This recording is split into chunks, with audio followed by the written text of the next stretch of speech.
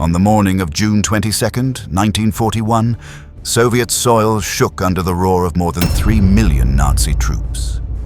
This marked the beginning of Operation Barbarossa, the largest military invasion in human history. Hitler's order was clear and explicit: exterminate communism.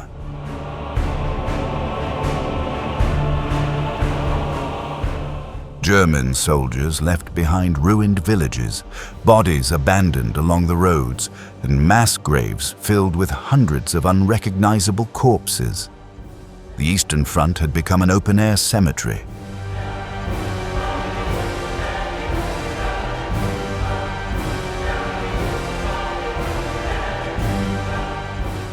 Today, we will understand why Operation Barbarossa was far more than a military offensive. It was an attempt at genocide.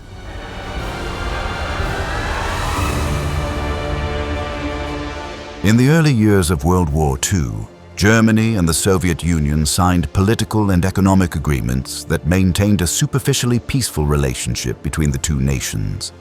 However, it was only a matter of time before these titans collided. At the core of Adolf Hitler's ideology was the concept of Lebensraum, or living space, territory the German people supposedly needed to fulfill their destiny. In the worldview of the Third Reich, the only way to secure that space was by expanding eastward, beyond the borders of the Soviet Union. This idea was not new, but Hitler placed it at the very center of National Socialist ideology. That is why, even while signing treaties with Stalin, the German leader always knew that Moscow remained one of his primary objectives. For Hitler, it was always clear that the war against the Soviet Union would come, the great ideological confrontation between National Socialism with Bolshevism. At the same time, in Hitler's world, there were also economic and strategic reasons for attacking the Soviet Union. He failed to defeat Great Britain, so he thought, let's first defeat the danger in the east. And then afterwards, Hitler wanted to move all his forces to the west, first against Great Britain, and then in a big world war against the US. After the Soviet occupation of Bessarabia and northern Bukovina, the German High Command began planning the invasion of the Soviet Union in July 1940. The operation, however, was not fully authorized by Hitler until December 18th of that year. The plan was as simple as it was ambitious: deploy an overwhelming force toward 3 strategic objectives, crush Soviet defenses, and secure rapid victories before exhaustion and climate could turn the tide. For the attack on the Soviet Union, 3.5 million Wehrmacht soldiers were ready, divided into 3 army groups: North, Central and South. Army Group North was to advance on Leningrad, Army Group Center on Moscow, and Army Group South on Kiev, and then on the Caucasus.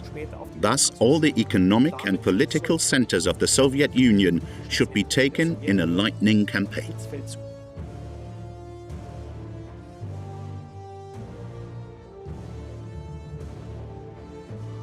This marked the beginning of Operation Barbarossa.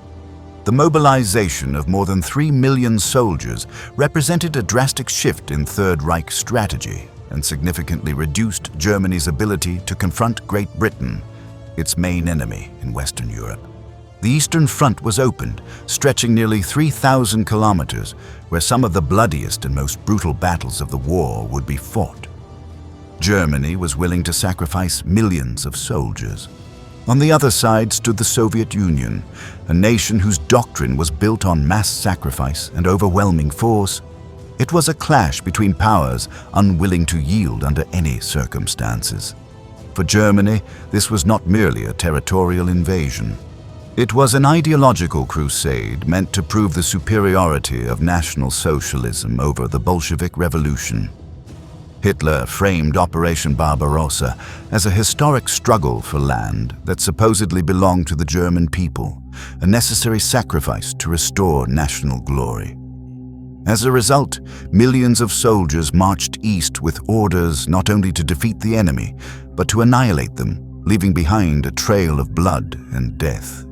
This political authorization of war crimes was made explicit in a series of directives instructing Wehrmacht soldiers to execute Red Army prisoners of war without trial. Political officers, for example, assigned to Red Army units, if seized in combat or resistance, are in principle to be finished off immediately with a weapon. The court-martial decree also exempted the killing of civilians by Wehrmacht soldiers from punishment. Officers' reactions ranged from outspoken approval to reluctant acceptance.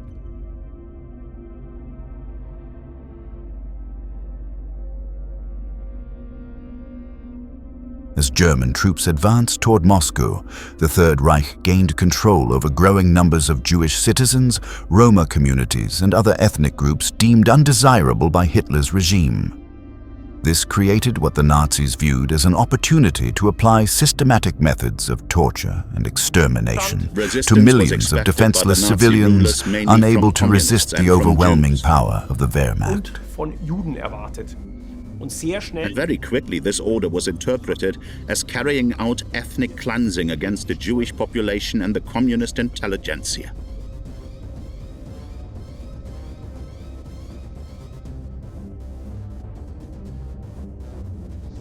To carry out these calculated massacres, the Reich deployed not only regular troops fighting the Red Army, but also special operational units known as Einsatzgruppen.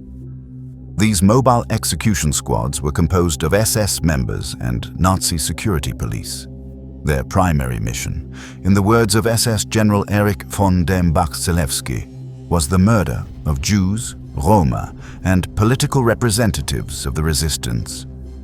The Einsatzgruppen operated almost exclusively against civilians, without judicial oversight or legal justification.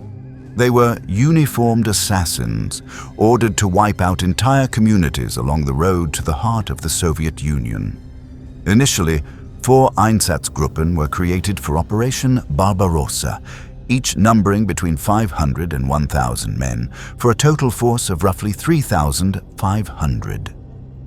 Einsatzgruppen A, B, and C were assigned to Army Groups North, Center, and South, while Einsatzgruppe D was attached to the 11th Army. As the Reich captured more territory and prisoners, additional task forces were formed, which eventually leaned more and more in the direction of shooting all Jews.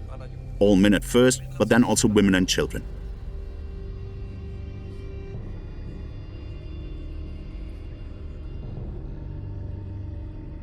What is particularly striking is that, unlike many other units, the Einsatzgruppen were often led by highly educated professionals, men with doctoral degrees, academic careers, and backgrounds in law enforcement and the military.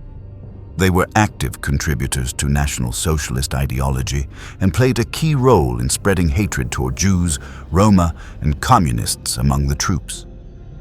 Their role extended beyond command. They were tasked with sustaining an atmosphere of contempt, ensuring that the Einsatzgruppen carried out their massacres with relentless cruelty. This is what's going to be done now.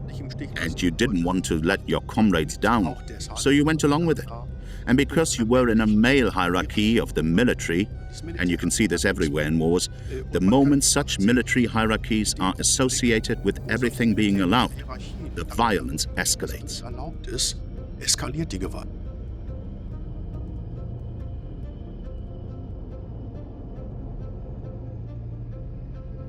Horror stories soon emerged across the Eastern Front.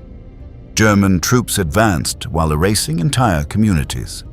Men were often taken prisoner and later sent to concentration camps established near the front lines. There, victims were categorized using crude but systematic methods to determine their ethnic origins and fate. Systematically, all those capable of working were registered and publicly stripped. The circumcised among them were immediately identified as Jews and deported or shot. In many camps, the guards behaved like a sadistic master race.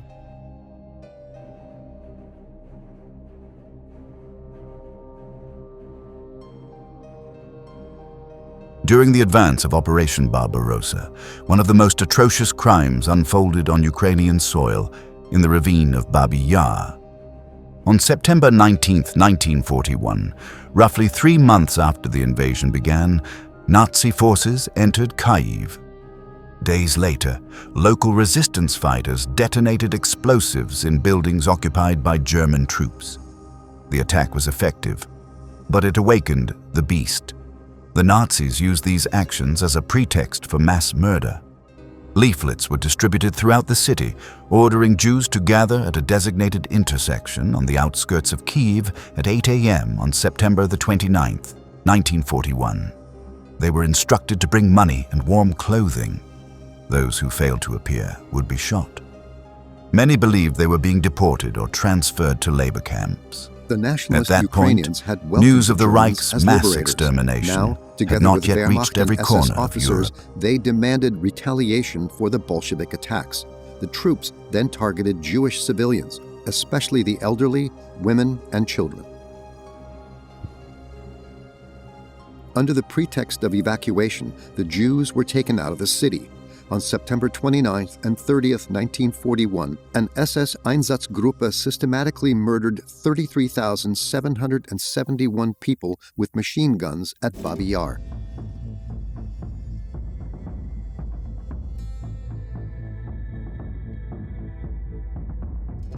On the morning of September 29th, German soldiers ordered the assembled people to undress under the pretense of a physical inspection.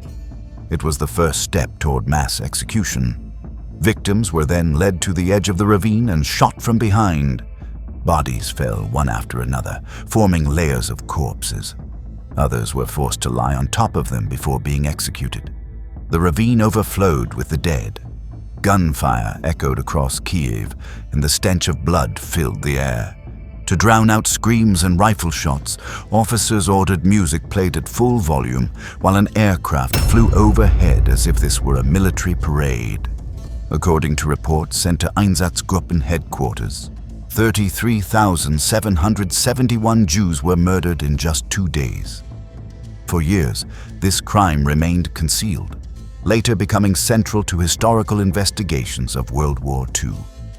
The massacre was carried out by Sonderkommando 4, a unit of Einsatzgruppe C, led by SS officer Paul Blobel, who also took part in similar operations across Ukraine.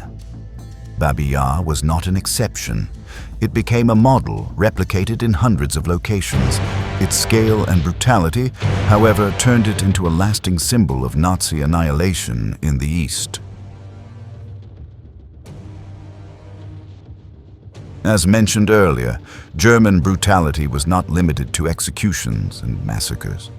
It was also reflected in the treatment of prisoners of war. Civilians were not always killed immediately, unlike Red Army soldiers or communist intellectuals. It's believed But falling that into the hands of the 50% or Reich even over marked the beginning of a 50% of nightmare Soviet few prisoners of war survived. died in German hands. They were shot, or they starved, or they worked until they dropped.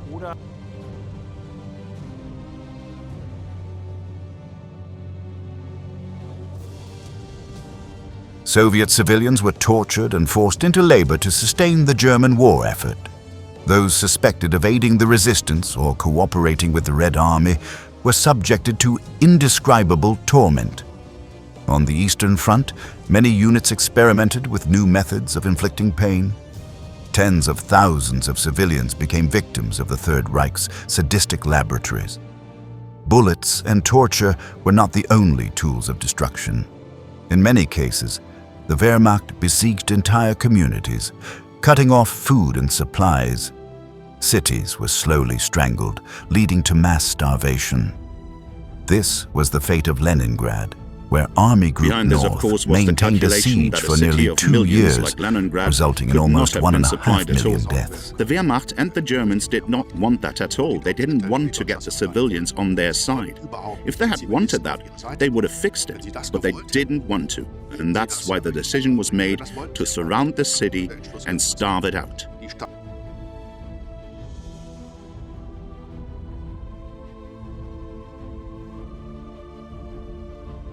Considering these horrific crimes and the devastating losses suffered by the Soviet Union, it may seem surprising that Germany did not emerge victorious. Yet the German army faced enemies it had Wehrmacht was actually underestimated. finished after the last Exhaustion, big battle cold, of the and relentless Bryansk and Vyazma Soviet basin resistance. in October of '41. And the troops said, enough, stop, winter position. Bring supplies forward, bring winter clothing forward. We can't go any further. And it was the Army General of Staff, not Hitler, who said, never mind, even as they knew about the dire situation of the soldiers, they still had to make one last big effort to take Moscow.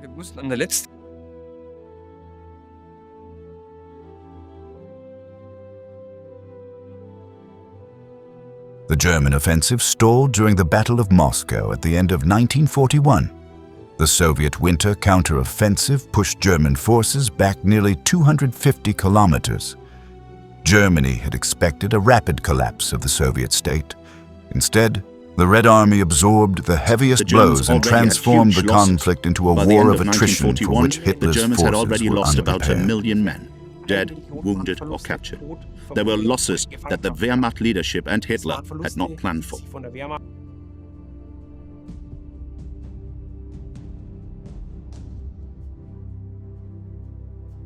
With massive losses and critical defeats in Africa and on the Western Front, the failure of Operation Barbarossa marked the end of the Nazi dream of Lebensraum.